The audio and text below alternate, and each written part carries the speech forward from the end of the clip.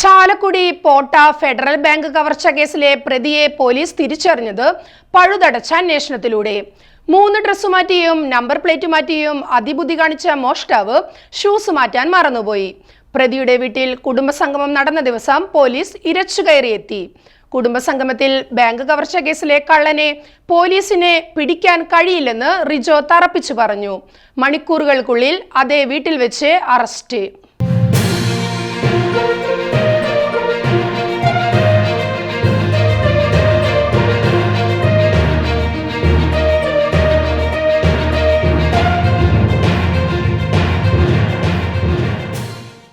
എത്ര കൗശലക്കാരനായ കള്ളനും തന്റെ കള്ളത്തരം പിടിക്കപ്പെടാനുള്ള ഒരു തെളിവ് അബദ്ധവശാൽ അവശേഷിപ്പിക്കുമെന്ന് പറഞ്ഞത് ചാലക്കുടി പോട്ട ഫെഡറൽ ബാങ്ക് കവർച്ച കേസിൽ അക്ഷരം പ്രതി ശരിയായി.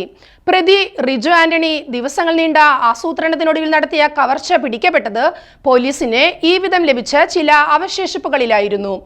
ബാങ്ക് കവർച്ച കേസിലെ പ്രതി റിജോ എന്ന് പോലീസ് ഉറപ്പിച്ചതിൽ നിർണായകമായത് റിജോ ധരിച്ച ഷൂ ആയിരുന്നു.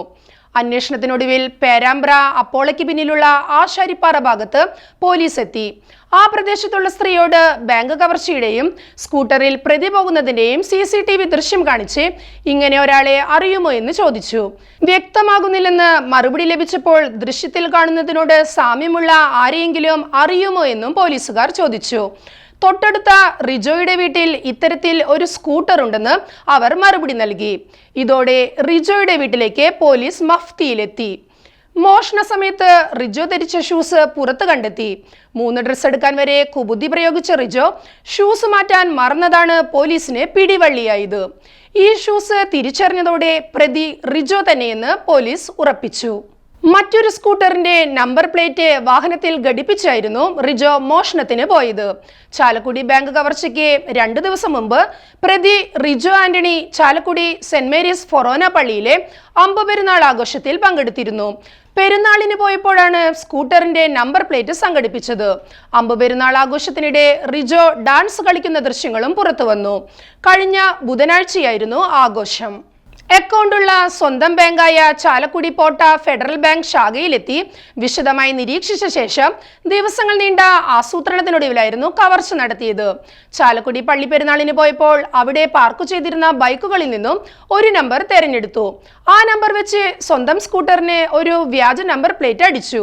CCTVയിൽ തപ്പുമ്പോൾ പെരുന്നാളിന് വന്ന ഈ നമ്പറുള്ള വണ്ടി തെരഞ്ഞ് പോലീസ് പോകുമെന്നായിരുന്നു റിജോയുടെ കണക്കുകൂട്ടൽ. ഹെൽമറ്റ്, മങ്കി ക്യാപ്പ്, ഷൂസ്, കയ്യിൽ ഗ്ലൗസ് എന്നിവ ധരിച്ചു. വീട്ടിൽ നിന്നും ബാങ്കിലേക്കും അവിടുന്ന് തിരിച്ചും പോകുമ്പോൾ ഇടവേളയിട്ട് മാറാൻ 3 ഡ്രസ്സുകൾ തിരഞ്ഞെടുത്തു.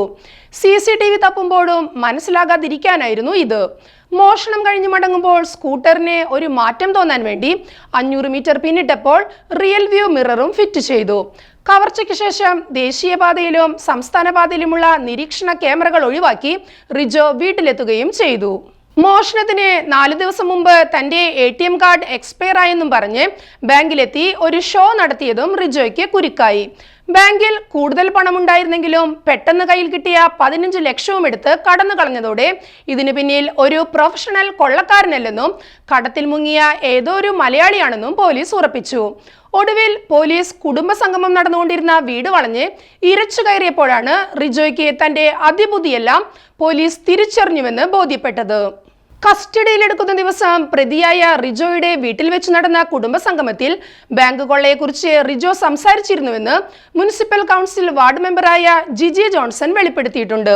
പോലീസിനെ കള്ളനെ പിടിക്കാൻ കഴിയില്ലെന്നും അയാൾ എവിടെയെങ്കിലും പോയി രക്ഷപ്പെട്ടു കാണുമെന്നുമായിരുന്നു റിജോ പറഞ്ഞത്. കവർച്ച നടത്തിയതിനു ശേഷവും റിജോയിൽ അസ്വാഭാവികമായിട്ടൊന്നും ആർക്കും തോന്നിയിരുന്നില്ലെന്നും നാട്ടുകാർ പറയുന്നു. 40 ലക്ഷത്തിലധികമായിരുന്നു റിജോയുടെ കടം. മോഷണത്തിന് പിന്നാലെ 2.90 ലക്ഷം ഒരാൾക്ക് കടം വീട്ടാനായി നൽകി.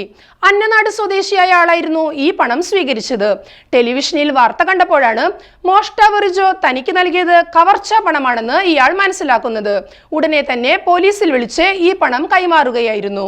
മോഷ്ടിച്ച പണത്തിൽ നിന്ന് മദ്യം വാങ്ങിയ ശേഷം ബാക്കി തുക ചെലവഴിക്കാതെ പ്രതി സൂക്ഷിച്ചു വെച്ചിരുന്നു.